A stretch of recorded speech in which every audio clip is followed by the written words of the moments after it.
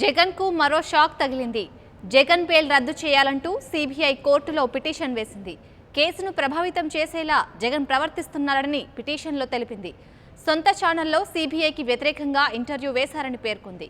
ఈ నేపథ్యంలో April 7లోగా counter దాఖలు చేయాలని కోర్టు ఆదేశాలు జారీ చేసింది. ఇక ఇదే అంశానికి సంబంధించి మరింత సమాచారాన్ని మా ప్రతినిధి ఇన్నారెడ్డి అందిస్తారు. ఇన్నారెడ్డి, శాలిని, ఈ రోజు సిబిఐ కోర్టులో జగన్ సంబంధించిన బెయిల్ ను రద్దు చేయాలంటూ కూడా సిబిఐ పిటిషన్ దాఖలు చేసింది. అది దీనికి సంబంధించిన ప్రస్తుతం జగన్ కనుక బయట ఉంటే తన కేసు విషయంలో అది ఏమైతే జగన్ అక్రమాస్తుల కేసు ఏమైతే ఉందో ఆ కేసు విషయంలో ఎవరైతే సాక్షులను ప్రభావితం చేసే అవకాశం ఉంది కాబట్టి ఆయన బెయిల్ రద్దు చేయాలంటూ కూడా సిబిఐ ఒక పిటిషన్ దాఖలు చేయడం జరిగింది. దీంట్లో స్పష్టంగా గతంలో కూడా సిబిఐకి వ్యతిరేకంగా కూడా సాక్షి అంటే జగన్ ఛానల్లో కొన్ని స్టోరీలు టెలికాస్ట్ చేయటం, అలాగే కొంతమందిని విచారణ చేసిన నేపథ్యం కూడా విచారణలో చాలా స్పష్టంగా ఆయన దీనికి సంబంధించి సాక్షులు ప్రభావితం చేస్తున్నాడని చెప్పేసి తమకు సమాచారం ఉందని చెప్పిన కూడా సిబిఐ తన పిటిషన్ లో దాఖలు చేయడం. ఈ నేపథ్యంలోనే సాక్షిగా ఉన్న మాజీ సిఎస్ రమాకాంత్ రెడ్డి ఇచ్చిన ఇంటర్వ్యూలను పలు అంశాలను పరిగణలో తీసుకున్న సిబిఐ ఈ నిర్ణయం తీసుకుని ఈ రోజు కోర్టులో ఒక పిటిషన్ దాఖలు చేసింది.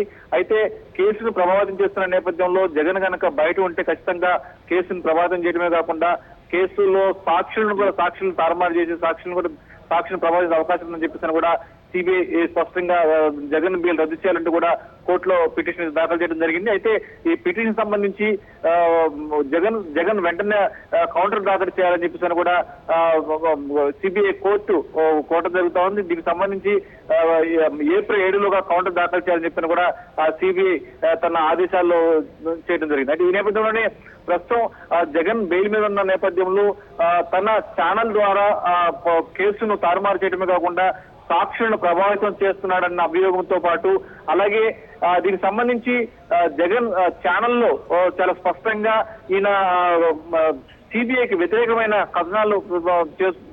కథనాలను వేయడమే కాకుండా సిబిఐ ఇన్వెస్టిగేషన్ కు ఇబ్బంది కలిగే విధంగా తర్వాత సాక్షులు ప్రభావితం చేసే ఈ కథనాలు ఉన్నాయని చెప్పేసి కూడా సిబిఐ చాలా స్పష్టంగా కోర్టుకు వేసిన పిటిషన్ లో పేర్కొనడం జరుగుతా ఉంది. మరి దీని మీద ఏ విధంగా స్పందిస్తారు, తర్వాత దీని మీద మీకు సంబంధించిన పూర్తి స్థాయిలో ఒక కౌంటర్ దాఖలు చేయాలంటూ కూడా సిబిఐ కోర్టు జగన్ కోవడం జరుగుతుంది. మరి జగన్ మరి ఏ విధంగా పిటిషన్ దాఖలు చేస్తాడు, మరి జగన్ దాఖలు చేసిన పిటిషన్ మీద కోర్టు ఏ విధంగా స్పందిస్తుందని మాత్రం మనం వేచి చూడాల్సిందే.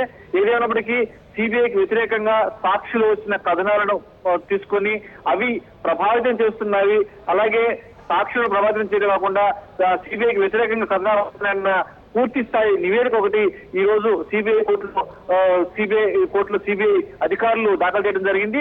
ప్రస్తుతం ఉన్న జగన్ బెయిల్ మీద నేపథ్యంలో ఆ బెయిల్ అతను కనుక బయట ఉంటే సిబిఐకి వ్యతిరేకంగా సాక్షి కథనాలు ప్రకటించడమే కాకుండా సాక్షులను ప్రభావితం చేసి ఈ కేసును తప్పుదోవ పట్టించే అవకాశం కూడా లేకపోవాలని చెప్పేసి కూడా వాళ్ళు చాలా స్పష్టంగా తమ కౌంటర్లు దాఖలు చేయడం జరిగింది. సారణి. Right, thank you Inna Reddy.